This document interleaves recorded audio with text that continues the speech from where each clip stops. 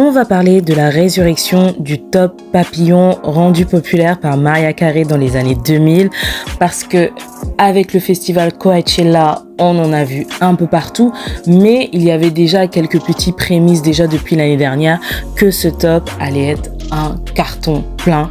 Donc là, il est partout. Vous l'avez vu sur Anita, vous l'avez vu sur des Hit Girls, vous l'avez vu sur Saweetie, vous l'avez vu sur GT, des City Girls. Ce top est partout et là même sur Shenseea. Donc il faut qu'on parle un petit peu de ce top. Le haut original provient de la collection été 2000 d'Emmanuel Ungaro et il est porté par le top français Naomi Lenoir. Elle le porte avec une jupe transparente brodée d'imprimés fleuris, d'une étole et d'une paire de mules.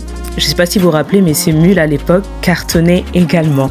La fin des années 90 et les années 2000 sont les années où le papillon est devenu vraiment une grosse tendance et on le retrouvait chez plein d'autres designers également lors des défilés.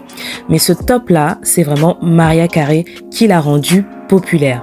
En 1997, la chanteuse sort son 6e album intitulé Butterfly, Butterfly qui signifie papillon. Suite à cela, la chanteuse va développer un vrai engouement pour les papillons, limite une passion et va en porter à toutes les sauces. Régulièrement lors d'événements, elle porte le papillon en strass sur le bas du dos. On retrouve également sur les bijoux, sur les chaussures.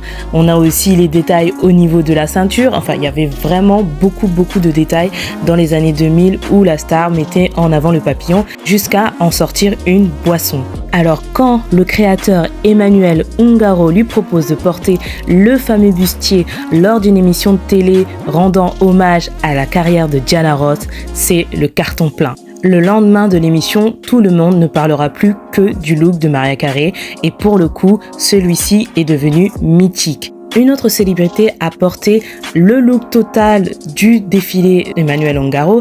Il s'agit de Salma Hayek pour la couverture du mois d'avril 2000 du Elle Magazine qui aura moins d'impact, bien que la couverture soit très jolie, puisque une émission télévisée à heure de grande écoute suscite forcément beaucoup plus d'intérêt.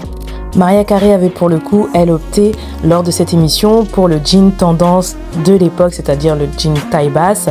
Et ce look-là restera vraiment parmi les looks les plus marquants de la chanteuse et aussi le top le plus iconique du créateur Emmanuel Ungaro qui nous a quittés en 2019. Celui-ci restera dans les annales. Donc comme d'hab, je vous propose des tops.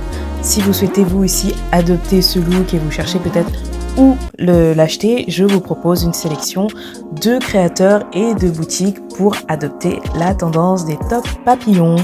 Dites-moi si vous aimez ou pas cette tendance.